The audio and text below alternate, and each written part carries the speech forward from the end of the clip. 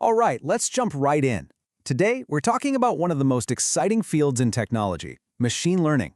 We're going to break down what it really means for a machine to learn. We'll actually design a simple learning system from scratch, and we'll even touch on some of the deep, fundamental questions that drive the whole field forward. So let's get into it. This quote really gets to the heart of it all. This isn't a new idea. It's the question that started this entire journey. It's not just about telling a computer what to do step by step. It's about creating something that can get better on its own, just through experience. And the potential there is, well, it's completely world-changing. So, why all the hype about machine learning? Well, think about it. How would you even begin to write a traditional program to recognize a face? The number of rules would be insane. It's way easier to just show the computer thousands of examples and let it figure out the pattern. ML also lets us find these tiny hidden connections in huge amounts of data that no human could ever spot. Plus, it allows our systems to adapt as the world changes around them. Okay, so we're throwing this word learn around, but what does it actually mean for a machine? We can't just wing it. If we're going to build something that learns, we need a really precise, really solid definition. We need what's called a well-posed learning problem. And here it is. This might look a little academic, but it's actually super simple and incredibly powerful.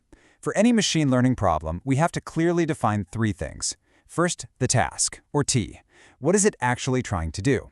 Second, the performance measure, P. How do we know if it's doing a good job? And third, the experience, E. What data does it get to learn from? T, P, E. Let's see this in action. It'll make way more sense. Okay, first up, a classic game of checkers. The task is simple. Play checkers. The performance measure is also easy. What percentage of games does it win? And its experience? It gets that by playing thousands, even millions of practice games against itself. C, T, P, E? It's a nice, clean framework. All right, let's do another one. What about recognizing handwriting? The task is to classify what a word is from an image. The performance is the percentage of words it gets right. And the experience? A huge database of handwritten words that humans have already labeled for it. Again, T, P, E. You can start to see how this fits almost any problem. And let's bring it right up to today with self-driving cars. What's the task? Let's say driving on a highway. How do we measure performance? Well, a good one might be the average distance it can go before a human has to take over. And its experience? Watching hours and hours and hours of video of humans driving. The point is, if you can clearly define these three things, you've got a problem that machine learning can actually solve. Okay, theory is great, but now for the fun part. Let's get our hands dirty, so to speak, and actually design one of these learning systems from the ground up. We're going to build that checkers player we were just talking about, piece by piece, and see how it all works. So, building a learner isn't just one magic step. It's a series of really important decisions we have to make. First, how is it going to learn? What's the experience going to look like? Then, what exactly is the goal of its learning? How will it store that knowledge inside its brain? And finally, which learning algorithm are we going to use to actually make it improve?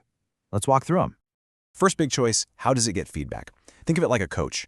Do you give it direct feedback, or for every single board state you tell it the perfect move? That's really easy for the learner, but a ton of work for the teacher. Or do you give it indirect feedback? You just let it play a whole game and only tell it if it won or lost at the very end. That's way more realistic, right? But now the program has a huge problem. Which of its 50 moves was the one that actually led to the win?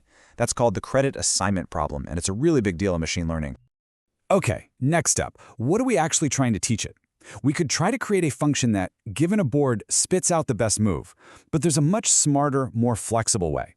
Instead, let's teach it an evaluation function. All this function does is look at a board and give it a score. A high score means the board is great for us. A low score means we're in trouble. If our program can do that, choosing a move is easy. It just picks the move that leads to the board with the highest score.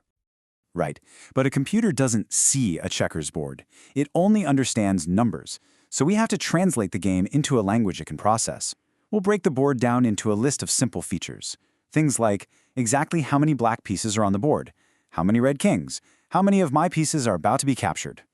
We're taking this complex visual game and turning it into a neat little list of numbers. And here is the magic, the real brain of our learner. It's a surprisingly simple equation. It just takes each of those features we just listed, multiplies it by a corresponding weight, and then adds them all up. That's it. The whole trick, the part we call learning, is just figuring out the perfect numbers for those weights. Like, is having a king 3 times more valuable than a regular piece, or 4 times? The program's job is to figure that out from experience. So how does it find the right weights? It uses a clever rule to basically learn from its mistakes. It'll make a prediction about how good a board is, and then it looks one move into the future to see what the board score is there.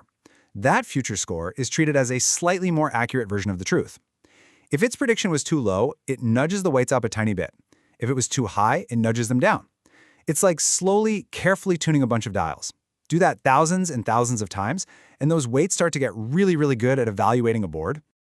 So let's put all the pieces together into a complete system. You have the performance system, that's the player, the part that actually uses the weights to make moves. Then there's the critic, which watches the game and creates those learning examples. The generalizer is the part that takes those examples and actually adjusts the weights. And you can even have an experiment generator that comes up with new, tricky board states for it to practice on. It's a whole little ecosystem designed to get better and better on its own.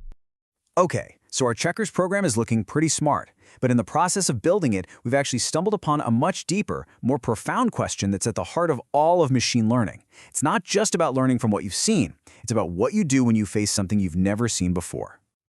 This is it. This is the absolute core of the challenge. How does a machine generalize? It's seen thousands of board states, sure, but eventually it's going to face a board configuration it has never ever encountered before. How on earth can it make an intelligent move? Where does that ability to make a leap into the unknown come from? The answer is something called inductive bias. It's a fancy term for a simple but crucial idea. It's the set of assumptions the learner uses to make predictions about things it hasn't seen. For our checkers player, our bias was a huge assumption. We assumed that the true value of any board could be pretty well described by that simple linear equation. That built-in assumption is what gives it the power to evaluate a brand new board. Without some kind of bias, learning is literally impossible. And not all biases are created equal. A restriction bias is like telling your learner it can only look for answers in one tiny box. It makes the search easier, but you run the risk that the real answer is outside the box entirely. A preference bias, on the other hand, is a bit softer. It tells the learner, you can look for any answer you want, but I'd really prefer if you found a simpler one. It's a gentle nudge towards simplicity rather than a hard rule. So everything we just figured out by building our little checkers player, this need for a well-posed problem and the unavoidable role of inductive bias, that's not just for checkers. These are universal truths. They apply to pretty much every machine learning algorithm out there, no matter how different they might seem on the surface. For example, take decision trees. This approach is totally different. It learns by creating a flowchart of simple yes or no questions. To predict if you'll play tennis, it might first ask, what's the outlook outside? And then, what's the humidity? And so on. Its inductive bias? It has a built-in preference for smaller, simpler flowcharts over giant, complicated ones. And then you have things like artificial neural networks. These are inspired by the web of neurons in our own brains, and they're amazing at learning really complex, subtle patterns. The famous Alvin system learned to steer a van across the country back in the 90s using a neural network. It just watched a human drive and figured out how to map the pixels from a camera directly to the steering wheel, something way beyond what our simple checkers equation could ever do. But here's the thing. It doesn't matter if your model is a simple equation, a decision tree, or a massive neural network. Everyone working in machine learning is wrestling with the exact same fundamental questions. How much data is enough?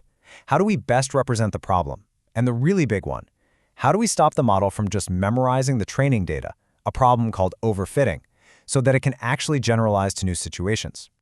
And that brings us right to the bleeding edge of the field today. Remember how we had to sit down and carefully, by hand, choose the features for our checkers program? The number of kings, the number of threatened pieces? Well, the ultimate goal, the next great frontier, is to answer this question. How can we build a learner that can figure out its own representation? A system that can invent new ways of looking at a problem all by itself to become an even better learner. Now that is a fascinating challenge for the future.